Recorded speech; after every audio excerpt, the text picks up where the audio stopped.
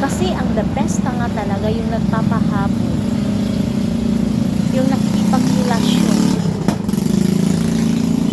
Kasi sex lang talaga ang kailangan. Mga pangit siguro ang mukhang nagpapahabol talaga sa mga babae, no? Kasi alam nilang walang papatol sa kanila.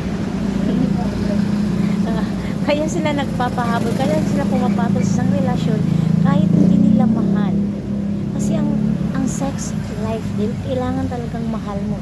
Pero kung makipag-sex kayo mga lalaki sa hindi niyo mahal, pangit ng pangit niyo, no? Wala kayong yung puso niyo talaga, hindi tunay na puso eh. No? Kasi ang totoong puso, yung totoong nagmamahal.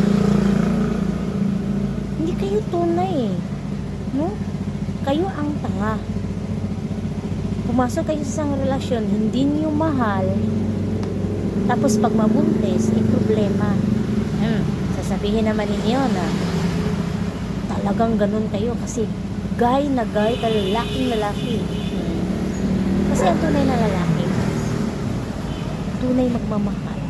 Hindi yung sa sex lang, tapos aanakan, tapos iiwanan. Eh, sinong kawawa? Yung anak mo. Broken family.